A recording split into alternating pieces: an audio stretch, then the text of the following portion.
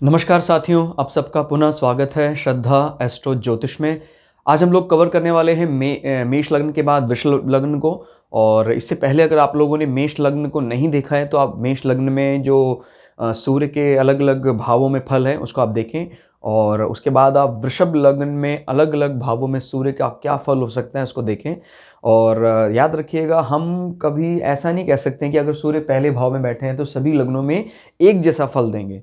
तो इस चीज़ को कई अलग अलग नज़र से हमें देखना होगा। कई बार हमें, अभी तो हम एकदम बेसिक लेवल को स्टार्ट कर रहे हैं, फिर हमें ये भी देखना होगा कि कई बार, जैसे मैंने आपको एक साधारण सा रूल बता दिया कि पहले भाव में सूर्य मान लीजिए अच्छा होता है या बुरा होता है, लेकिन उसमें भी हमें कई दूसरे ग्रहों का प्रभाव भी देखना होगा इसमें बाद में चलकर। लेकिन क्योंकि अभी हम स्टार्ट ही कर रहे हैं अलग अलग लग्नों में अलग अलग ग्रहों का फल, तो इसीलिए मैं आपसे रिक्वेस्ट करूंगा कि आप पहले इन सारे वीडियोस को सिलसिलेवार ढंग से देख लें। और उसके बाद जब आपका बेसिक क्लियर हो जाएगा तो आप ना सिर्फ ग्रहों के नेचर को समझ लेंगे, आप भावों के नेचर को भी समझ लेंगे। और याद रखना है, जब कभी भी आप देखें तो हमेशा ये बात याद रखें, किसी भी भाव को आप काल पुरुष के भाव के साथ जरूर कंपेयर करें। माने जो मेष लग्न काल पुरुष की कुंडली है, अगर मान लीजिए वहां पर आठवां भाव, आठवां घर, जिसको हम हिडन सीक्रेट्स का या मृत्यु का भाव बोलते हैं, वो यहाँ आ जाता है, तो उसका कहीं ना कहीं वो जो उसका इंप्रेशन है, प्रभाव है, वो इस घर में दिखाई देगा। तो आज हम लोग वृष लग्न को शुरुआत कर रहे हैं। और क्योंकि मेष लग्न में एक नंबर यहाँ पहले होता था, और अब यहाँ पर हम एक की बजाय किसको ला रहे हैं, पहले दो नंबर को। याद रखना है, दो नंबर, दो से गिनेंगे, 2 3 4 5 6 7 8 9 10 11 12। तो ये वृषभ लग्न की कुंडली है, पहले भाव में सूर्य बैठे हैं, उसका क्या फल हो सकता है, तो शुरुआत करते हैं।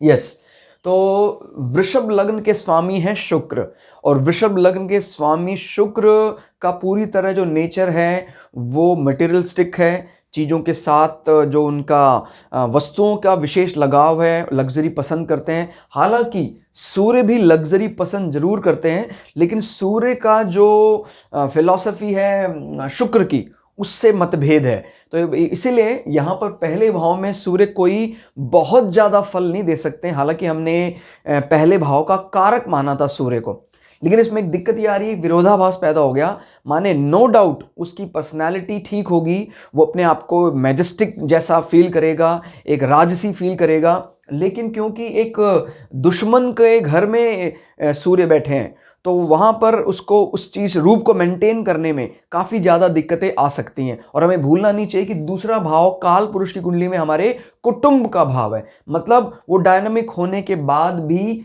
अपने कुटुंब को कहीं ना कहीं परेशान कर सकता है पहले भाव में। तो आप लोगों को याद रखना है, दूसरे भाव से संबंधित जो जो चीजें होंगी उसका भी एक, जैसे कहते हैं सूक्ष्म शरीर जब जाता है तो कहीं ना कहीं अपनी पुरानी जानकारियां रखता है। तो ऐसे आप लोगों को याद रखना है, काल पुरुष के जो भाव हैं उनमें जो नंबर काल पुरुष यानी मेष लग्न में जो है, उसको भी आपको कहीं ना कहीं ध्यान रखना है। क्लियर हो गया? तो उसका जो नेचुरल जोडियक जो उसका प्रभाव है वो कहीं ना कहीं यहाँ नजर आता ही आता है। तो मतलब इसका थोड़ा थोड़ा नेगेटिव इम्पैक्ट उसके कुटुंब में पड़ सकता है। क्लियर हो गया? और वो थोड़ा सा ज़्यादा रूड हो सकता है, तो इस बात को ध्यान रखना है। वृष अपने आप को शांत रखना चाहता है, लेकिन एक बात याद रखना है, अगर शुक्र कहीं उच्च के होकर 12वें में आ जाए तो ये उस नेगेटिव इम्पैक्ट को काफ़ी हद तक मिनिमाइज कर देंगे।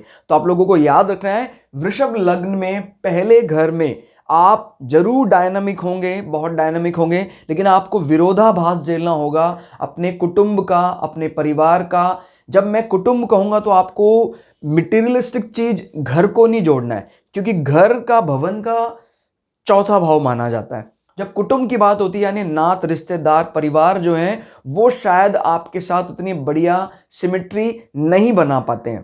क्लियर हो गया? तो आपको बात याद रखनी है, पहले भाव में अगर सूर्य वृषभ लग्न में आते हैं तो अगर हम आप उसको एक परसेंटेज ग्रेड कर दें कि भाई कितना परसेंटेज को हम रखा जा सकता है, only according to this preview, मतलब हमने और किसी चीज को अभी ध्यान नहीं देखा है, खाली इस एस्पेक्ट में देखें तो सूर्य भाव को हम कह सकते हैं मोर देन 65% मार्क्स मिल सकते हैं, यानी पासिंग मार्क्स से बहुत ज्यादा एक्सीड कर गया है। लेकिन ये जो कह रहे हैं कि 80% 90% क्यों नहीं है, क्योंकि वो अपने लिए तो सही है लेकिन उसके साथ में रहने वाले जो कुटुंबी हैं उसके लिए वो सही नहीं होगा।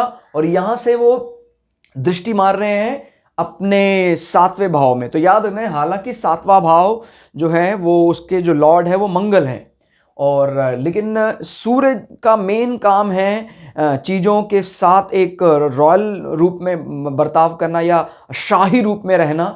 और जब कभी ये आपके 7वें भाव को देखता है तो और पार्टनरशिप वगैरह के लिए तो ठीक रहता है, लेकिन आपके जो क्योंकि यहाँ पार्टनर का अर्थ दो प्रकार से निकाला जाएगा, आपके व्यापार के पार्टनर और आपके जीवन के साथी माने पति पत्नी, इस प्रकार से उनके लिए बहुत ज़्यादा अच्छा नहीं माना जा सकता है, क्योंकि वहाँ पर राजसी कम रियलिस्टिक चीज़ें ज़्यादा होनी चाहिए। क्लियर हो गया? तो इसलिए कुछ चीज़ें यहाँ पर कम हो सकती हैं। लेकिन अगेन मैं आपसे यही रिक्वेस्ट करूँगा, अगर जब कभी आप इस पूरे वृषभ लग्न के अलग अलग ग्रहों को देखेंगे तो अगर इसके स्वामी जो है मंगल कहीं वो उच्च के होकर भाग्य भाव में बैठ जाते हैं तो फिर वो नेगेटिव प्रभाव को काफ़ी हद तक कम कर देंगे। यानी आपको हर प्रकार से चीज़ों को रिलेट करना आना चाहिए, लेकिन क्योंकि हमने बेसिक लेवल पे शुरू किया है और यही हमारा मकसद है कि एक एक कदम सीढ़ी चलते चलते हमें ऊपर तक जाना है, सीधे डिग नहीं मारने हैं। और मैं पहले आपको बता रहा हूं,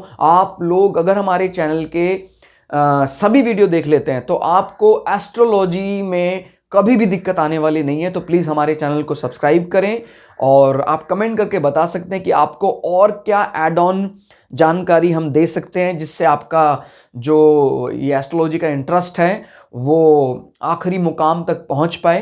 तो इसी कामना के साथ जय भृगु पराशरा, जय श्री शुक्राचार्य, ज्योतिष ज्ञान दुनिया में अमर हो। धन्यवाद।